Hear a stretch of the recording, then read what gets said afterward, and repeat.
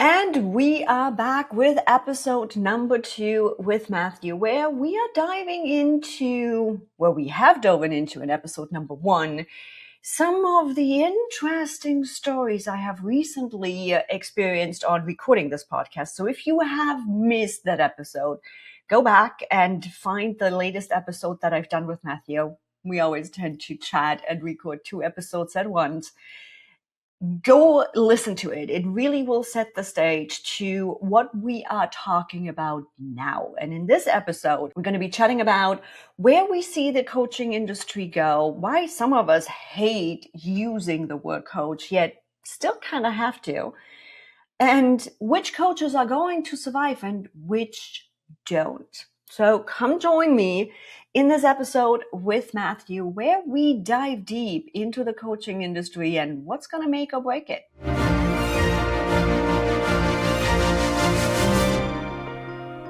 So I want to bring these voices and I want to show different perspectives. With that, I always had a problem with these, there's only one way to make 7 figures. Show me your profit and loss statement, by the way. But that's a whole nother story. So we started diving into the research because I'm somebody, yes, I am about 75% there of trusting my intuition.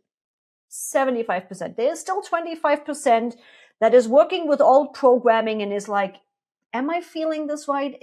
Am I getting the right gut feeling? And I do so by finding evidence. Now we can go down the road of you find the evidence you're looking for. That's again, another podcast. We went onto limited resources that were available and actually also downloaded a handout of hers where that handout pretty much became the physical manifestation of what my intuition told me.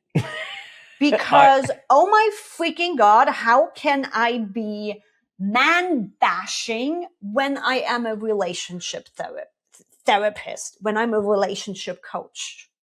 Yeah, that's where Matthew started to lose it, by the way. So I don't know if Lucas put the camera on me at any point in time during that last little talk that you gave, because my head was in my hands. For anybody listening in, Lucas is my editor and he is amazing. So yeah, Lucas he probably did. He probably zoomed in right on you in that moment where I was talking. The head and down, like, shaking my head. Just, God. Yeah. So let me start with this. I hate the term life coach. We all do. Yeah, right. But the nuance coach in is general. Yeah. The nuance is, for a lot of the work that I do, the transactional analysis training, the power dynamics, the DOM training, all of that kind of thing, the years and a significant amount of money in the training, it's the best way to describe in some cases what I do, because people understand what a life coach is, a personal coach, a life coach, a managerial coach, a relational coach, whatever it is. It is a life coach. And the problem is, 10, 15 years ago, the term life coach was fine because there weren't many people doing it and it made sense. And a lot of these people were very well trained. Nowadays, it is anybody with an opinion on the way you should be living your life can call themselves a life coach. And it drives me nuts because it weakens the brand. I really distaste. It's a distasteful thing for me to say I'm a life coach, but it's the best description of it in some ways. This is an individual who is in many ways the epitome of that. We went to their website. It was a flat website. What I mean by that is it's a single page. There's no about, there's no FAQs, single landing page. There's no about, there's no FAQ. There is no who do I do and why do I do this? What are my beliefs? There's no how does it work? It is just, here's a free little PDF that you can download and sign up to pay me money and I will help you with your relationships and help you build a phenomenal relationships. There are people out there for whom she's probably done a very good job finding them their partners, and it may work for them. But there's nothing about her training. There's nothing about her background, and that is a huge red flag for me. And then we started reading through her PDF, and as you said, her definition of relationship was male bashing. Men have to do this. They cannot do these other things. They should never do this. She does not say a word at all about what the clients need to change. And all of the things that I work with as a client is you can change yourself. You cannot change anybody else. We have talked previously on this episode about the make me feel fallacy, that you can make me feel something. I can make you change. So her entire basis is on getting women to get their men to change, which is the epitome of it's gotten better. But 10, 15, 20 years ago, it's the epitome of the Disney princess. Find a man who's broken, change them, and you will live happily ever after. But we have generations of girls who grew up that way. And I was so aggravated reading these things of just going, this is somebody who is bringing, and pardon my language, this is somebody who's bringing their own shit into the room. And by that, I mean, one of the beautiful things about transactional analysis, a lot of disciplines nowadays, but 20, 30 years ago, the only way to get into TA was to go through it to get your certification in transactional analysis. You had to work with somebody else and actually do the process and clean yourself up so you're not taking your own crap into the room. This is a coach who is so bringing her own shit into the room that I could absolutely see it. She's probably great for me because when everything is said and done, a lot of her clients are going to go see other coaches to unwind the stuff that she's done. It was that bad. And I was getting wound up, partly from Evie's energy, I will admit, but partly from, oh my God, is this what this person is doing?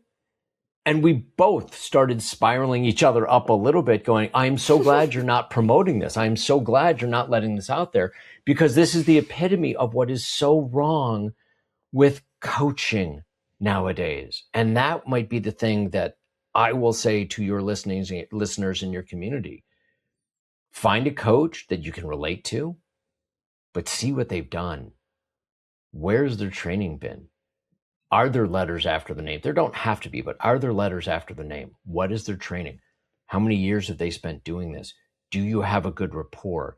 Look at the things they're saying about whether you need to change or they need to change. Look at the sales technique. Hey, Evie, I'm going to tell you everything you're doing wrong in your life and then tell you I'm the only one who can fix it. You know what that is? That's a cult. It is literally the definition of a cult leader. Other things added in there. We're going to separate you from your friends and family and everything else. But that's a hell of a sales call. And I've been ranting here for a couple of minutes, but it was so bad. That is everything wrong with a coach.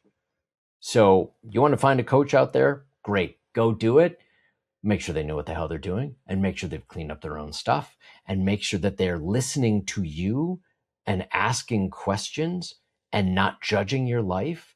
And not blowing through your consent by saying, I'm going to judge you and tell you what you're doing wrong when you never asked for my help. And I think that's a big lesson. I'm a helper. Yeah. I'm a recovering helper, right? I will take proactive ways of what I think can help other people. And in the past, I've been in a situation where where I acted wrong, where I'm like, I know better, I know a faster way, let me take care of it. And still to this day, I have those tendencies, still working on that. And it's what Matthew is calling blowing past consent. I cannot make somebody do something or feel something. And it's the make me feel we're also talking about. It's this generation, this relationship of often enough, just by human nature, the more I push you, the higher the chances are you're actually going to go the other way. Because you're like, I'm going to show you. There's a lot that goes on there with the blowing through the consent or being a helper. So we've talked about it before, but let's hit on that just real quick. A make me feel. Everybody's got that person on work that's, oh my God, they make me so angry. Oh, every time I talk to that person, they make me want to cry. They make me want to yell, or as you said, they make me want to pop them in the face. That's not possible. You are making a choice based on what they're doing. Now, you may have some history. You may have some triggers there that they may have found a way to just push your button such that all I want to do is cry every time I talk to Bob. All I want, oh my God, Robin makes me so angry every time. No, you look at it and say, I'm choosing to get angry every time Robin does that, which also means you can choose to do something else. And if you don't believe that make me feels don't really exist, go back to that person who got away and say, I did everything I could to make them love me. Well, you can't do it. Few can'ts in the world. It's not a word that I use often. I usually correct people on it, but you can't make somebody feel something, and nobody can make you feel something. It's a choice. And it's difficult to look at times, don't get me wrong, because I'm now able to look at them as data points where it's like, oh my God, he's making me feel that. I'm like, okay, why? What's behind it? What is the trigger? I'm like, in our work, and not just being coach, but also having built a close relationship, there's moments where we are just people and not coach and coachy, right? Where we bang heads. And I have been able to get to a point where I'm like, sweet, yeah, right now I'm feeling like not my happiest. And you, as well as other people, have become the catalyst. That's what I call it. I don't like the word trigger because trigger has the negative connotation. But those situations and those peoples where we bang heads or where suddenly somebody makes me feel something, it becomes the catalyst for me to dig deeper on why. Where is this coming from? What kind of childhood story happened? What kind of limiting belief is somewhere that I'm feeling like this? And my heightened emotion to this whole situation, I know where it's coming from. I was never good enough as a child, and now you are challenging everything in my life. I know where the emotions came from. And things that took you a long time to get to and feel comfortable with. An open relationship, a long distance relationship, took you a long time to get comfortable with it. And now somebody is challenging you without even the friendship. This is not somebody you've met before. This is somebody, pretty much a stranger that you had on your podcast, who's all of a sudden challenging some deeply held core beliefs of yours, and coming from, as I'm looking at the PDF in front of me here, coming from just an unhealthy viewpoint as well. That, I mean, you saw me when I first read through this, and I'm looking through these 10 healthy signs, 10 unhealthy signs, and I'm pretty much scratching off 19 of the 20 items, just like, no, that's wrong, that's wrong, that's wrong. This is not healthy. This is not healthy. Because you go through the training and you go through knowledge and just basic psychology. And it's, like I said, it's one of the reasons I hate coaches, but I am one because it's what people understand. So I'm glad that you had that catalyst to go through it. And it just brought up some of the things that, it helped me to look at what I see from coaches out there that I see. Your guest, probably not so much, but because of what I do, I have lots of coaches on my Instagram feed. They're all like, I make $1.7 million a month and I can teach you how to do it too. And I'm like, if you're making 1.7 million, you're probably not going to be on Instagram telling me how to do it. And the only thing that you're telling me how to do is, I make all my money by telling coaches how to coach other coaches by getting on Instagram and selling a coaches train coaches program. It's a Ponzi scheme. And that's one thing I promised myself I will never do. I will never be one of those coaches. I hope to make 1.7 a month, but I will never be one of those coaches because it just violates everything I believe in terms of just helping people get better and not thrusting my opinions down somebody's throat. And that's one same over here, right? especially with the new company we're developing right now, I teach people systems, right? I teach them how to run a business. Now, yes, for me, it's ClickUp and high level and certain systems and certain views in ClickUp, right? However, the plan is already to grow this way bigger. And when this idea started to develop actually years ago of what I want to grow this into, I always said, I don't want to get fully out of doing the work. Do I always want to have 10 one-on-one clients? No, my time is not going to allow for it.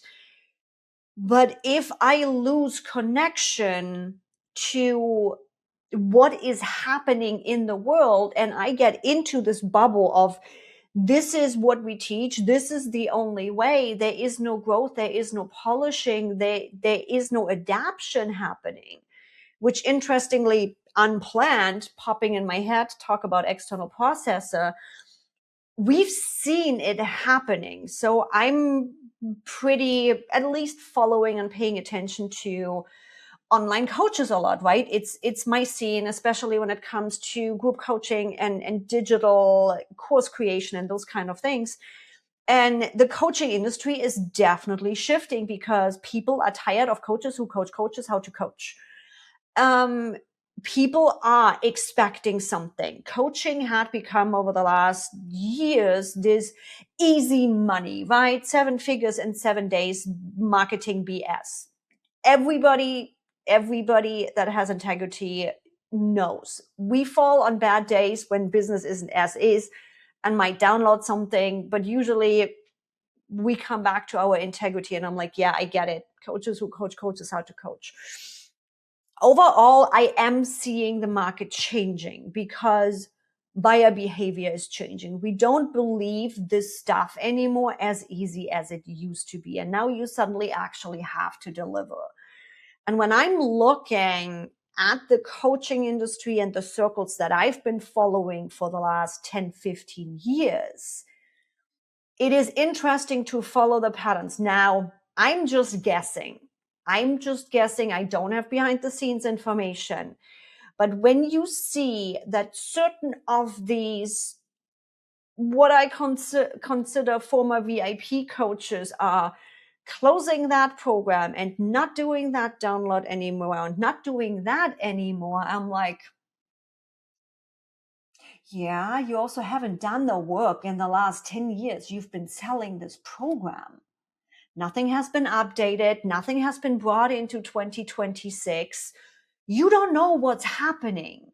They have become the corporation that is using an employee handbook that thick that never anybody ever uses. And you have to get through a board meeting with 20 people just to be able to change a freaking phone number or something. And it's been 15 years since it's been updated. Exactly. So it is, on the good side, it's not going to happen overnight, but on the good side, I see the quote coaching industry changing because people expect you to deliver. You can't just do hot air anymore. Well, that's, I would hope. And that's maybe one of the good things from this podcast is, yes, the coaching industry, and I said it before, I hate the name and that's fine, but that is because of all of this crap. And people are like, it's easy and I don't have to have any background and just pay me money. And here's a course to take that doesn't deliver anything or make any changes in your life. And the goal is, hopefully for your listeners, is talk to the coaches that are making a difference. Can I tell that from looking at Instagram or TikTok and what these coaches are coming across my feed? No. But you dive into the website. Is it a single flat landing page? Is there lots of information? What is their history? What have they done? Have you had a discovery call with them to say, what is your background? Do we fit? Are we a match? What can I expect for making a change, as opposed to paying hundreds or thousands, or in some cases, tens of thousands of dollars for a program that is asynchronous. You don't talk to anybody. You're not learning anything. They're not helping you to make changes to any of the things that you're wanting to change. So hopefully people are better consumers now. And I'm trying to, they're more educated consumers in looking for the right coach that's going to make a difference, that is going to provide them with value without judgment. And they're going to provide you with listening about your desires and your life and your beliefs without shaming you or looking to change some deeply held core belief that may or may not be harmful for anyone and may or may not be harmful for you. But you need to look at that and find the right groups. That's where I love how you start every session. You want to share the question you ask at the start of every session? When you first, and it actually drives some clients nuts, but they love it. It's a little love-hate thing. Oh, I know how they feel. Because you have two questions. One of them still drives me insane. So the first time I meet with a new client I've never met before, I will ask them one question: what do you want to change about yourself? And then every single time we meet, question will be asked: what do you want to change about yourself? Imagine it kind of like the season arc of a television show. You've got the one major ongoing, what do you want to change about yourself? And every little episode, you've got, what do you want to change today? What happened this week? What do you want to change today? The other question, by the way, that Evie hates is, what just happened there? Because there are times... we have three. There are times... Okay, then the other one I was thinking is that there are many times where I will be able to watch what a client is doing and a body motion, the way they breathe, something, and I will be able to look up and say, something shifted there, something changed there. What did you swallow back? And usually Evie just looks up and goes, damn it, you sensed that before I thought it. Yeah. By the way, side note, yes, Evie hates that, but the side note is, for those using the GPT engines out there. It's a love-hate relationship. I know it's helpful for me, but God damn it, can you just give it a minute till I figure it out myself?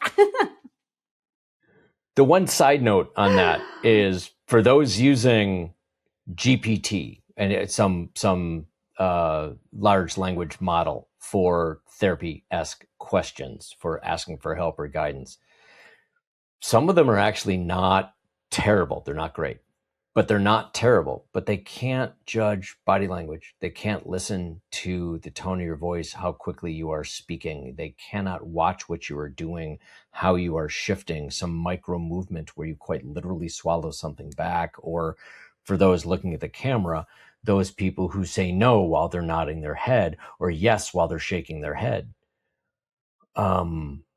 They can't do that. You need somebody you're talking to. What's the third question that you hate of a love-hate relationship? What do you need?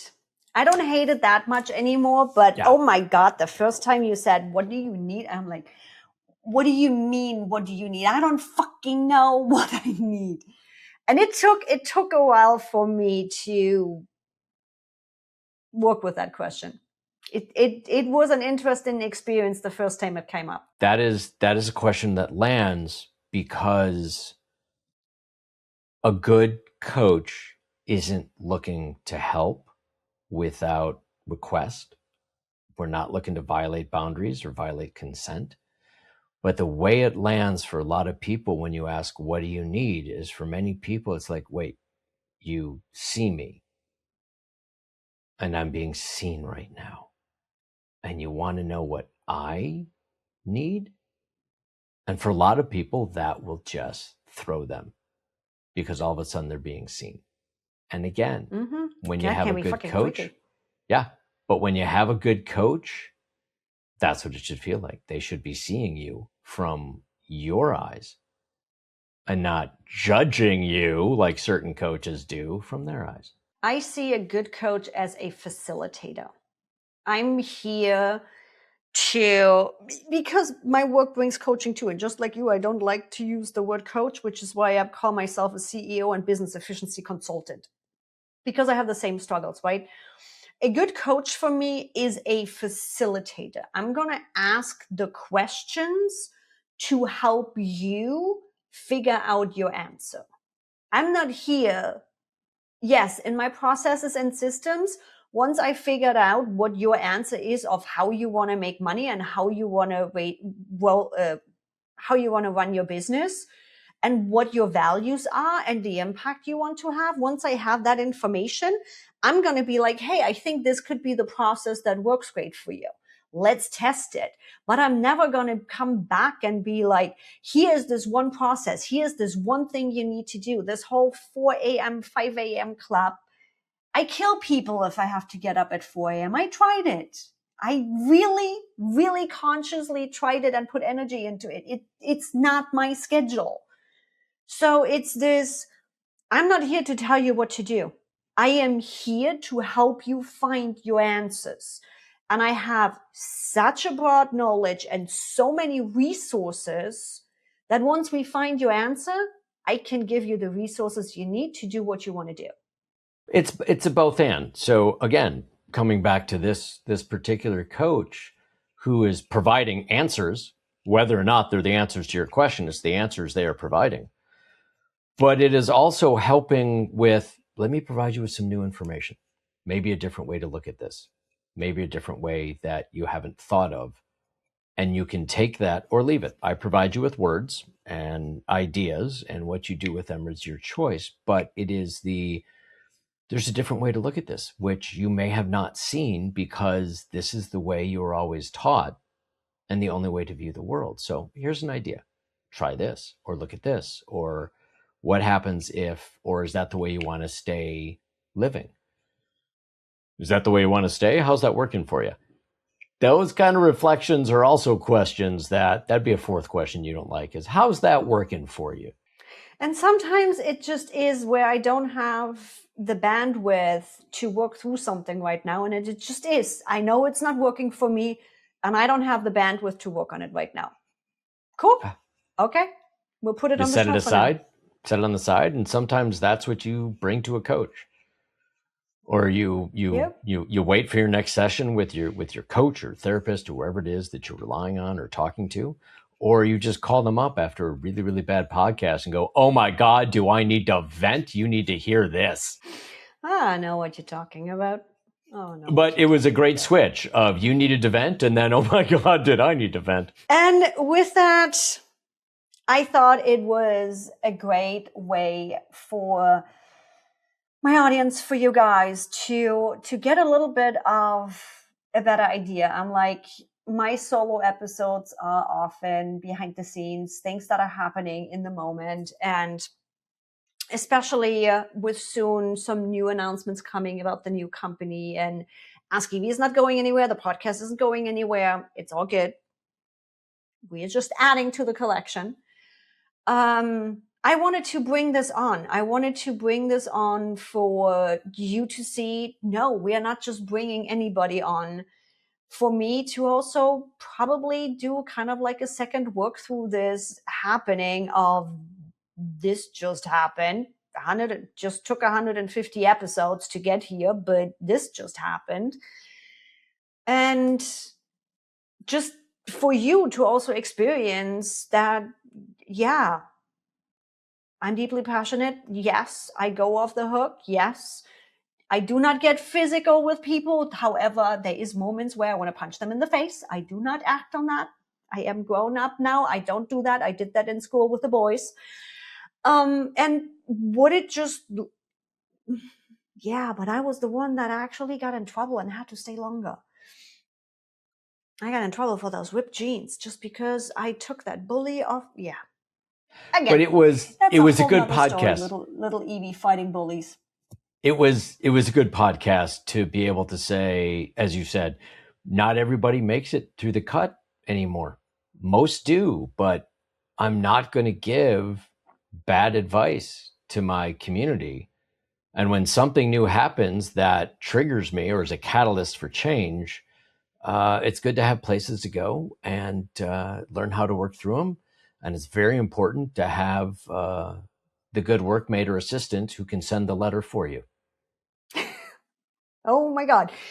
It takes a lot to make her mad. And oh my God, I only have seen her mad once. only once. That was this email, only once. Oh yeah, and don't get me wrong, I'm not always easy, right? It's like I put a lot of pressure on Libby. There's a lot of things happening all at once. That right there, it looked like Mama Bear came out. It was, on one hand, it was like, holy, and on the other hand, I'm like, oh, it was cute. It was cute. With that, thanks everybody for joining. You know what to do. If you're not following the podcast yet, what are you doing? Wherever it is, hit the button, follow us on YouTube so you actually can see the weird faces my guests and I make on the podcast. And Matthew, thanks for coming on. Thanks for being one of the few guys that get to join the Female Leader podcast. It is, I don't take it lightly, from the first time I was on your podcast to this time and every time in the middle. And hopefully, if you want me back in the future, I don't take it lightly that you have invited me into this community and to provide a safe container and the viewpoint. And thank you. It is always an honor to be here. And with it, thanks everybody, and I'll see you in the next episode.